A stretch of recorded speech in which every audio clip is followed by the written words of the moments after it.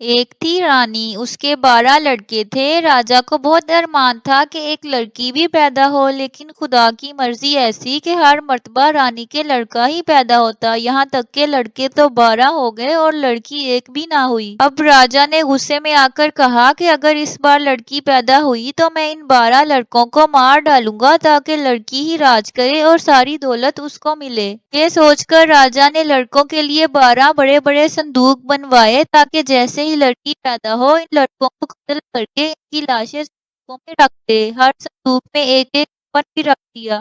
رانی یہ سب کچھ دیکھ کر بہت روتی پیٹتی، دن بھر اسے روتے ہوئے گزرتا، کوئی چیز بھی اسے اچھی نہ لگتی۔ آخر ایک دن چھوٹے لڑکے نے پوچھا کہ امی تم کیوں روتی ہو؟ بیچاری ماں بچے کے اس سوال پر اور پھوٹ پھوٹ کر رونے لگی اور یہ کہہ کر ٹالنا چاہا کہ کچھ نہیں، یوں ہی رو رہی ہوں، لیکن لڑکا نہ مانا۔ وہ بار بار ضد کر کے ماں سے رونے کی وجہ پوچھنے لگا۔ آخر تنگ آ کر ماں بچے کو اس کے کمرے میں لے گئی جہاں صندوق کفن کے ساتھ رکھے ہوئے تھے۔ ماں نے بچے کو صندوق لائے اور بتایا کہ یہ سب کچھ تم بھائیوں کے لیے ہے۔ راجا نے کہا ہے کہ جب کوئی لڑکی پیدا ہوگی تو تم سارے بھائیوں کو مار ڈالے گا اور تمہاری لاشیں صندوقوں میں بند کر کے رکھ دی جائیں گی۔ یہ سن کر لڑکے نے ماں کو تسلی دی اور کہا کہ تم رو نہیں، ہم آپ کی مدد کریں گے اور کسی نہ کسی طرح اپنی جان بچائیں گے۔ ماں نے لڑکے کو چمکارتے ہوئے کہا کہ بیٹا تم اپنے سب بھائیوں کو لے کر جنگل میں نکل جاؤ اور جو سب سے اونچا درخت ہو اس پر چڑھ جاؤ، وہاں سے شاہی محل کی برجوں کو دیکھتے رہا کرو۔ اگر میری یہاں لڑکی پیدا ہوئی تو میں سب سے اونچے برج کے اوپر لال جھنڈا گڑوا دوں گی اور لڑکا ہوا تو سفید جھنڈا لگوا دوں گی۔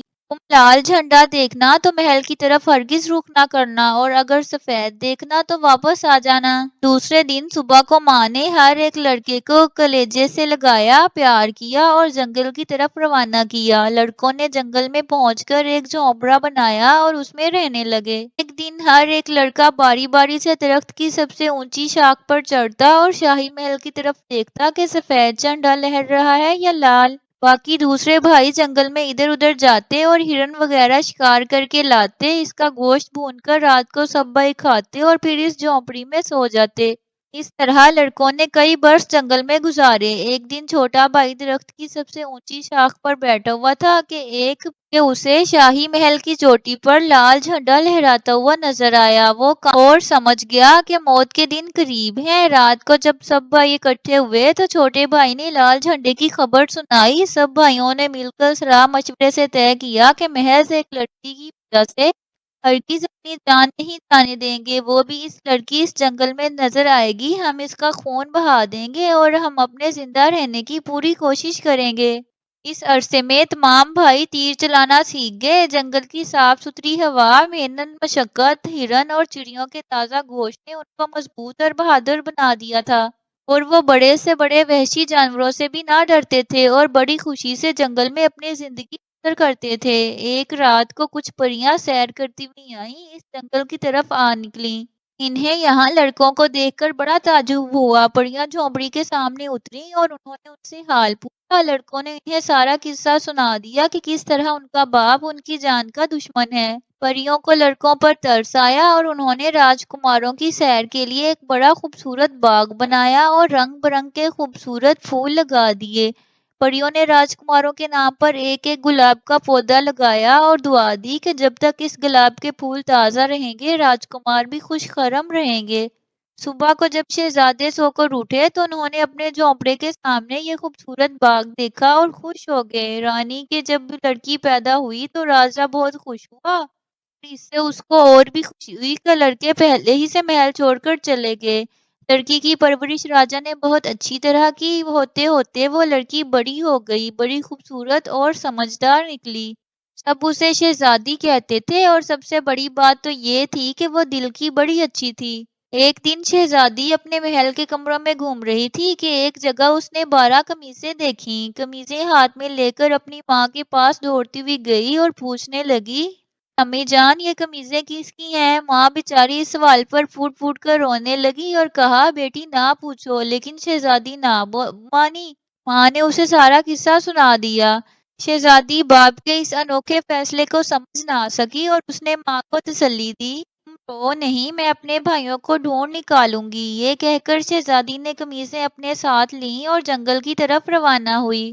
جب وہ جنگل میں پہنچی تو دیکھتی کیا ہے کہ اس کے بیچوں بیچ ایک چھوٹی سی جھونپڑی ہے۔ وہ جھونپڑی کے پاس پہنچی، جھونپڑی کے دروازہ اندر سے بند تھا، اس کی کنڈی کھٹکھٹائی، اس پر اندر سے ایک خوبصورت نوجوان تیر کمان لے کر نکلا اور چاہا کہ شہزادی کو مار ڈالے۔ لیکن شہزادی نے کہا کہ ٹھہرو، میری جان لینے سے پہلے دو باتیں سن لو۔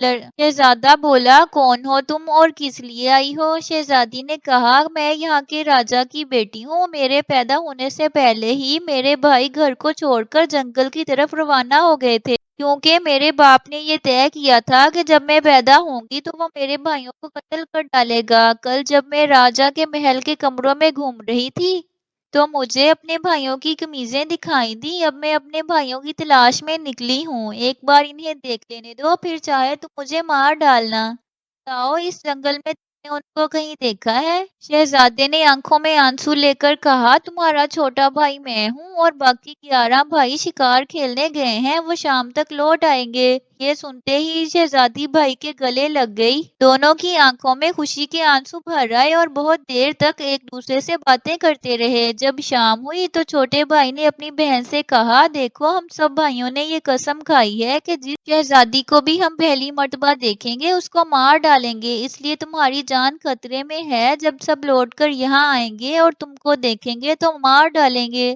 شہزادی نے کہا، کوئی حرج نہیں، اگر میرے بھائی مجھ کو مار کر خوش ہونا چاہتے ہیں تو میں اپنی جان خوشی سے دینے کے لیے تیار ہوں۔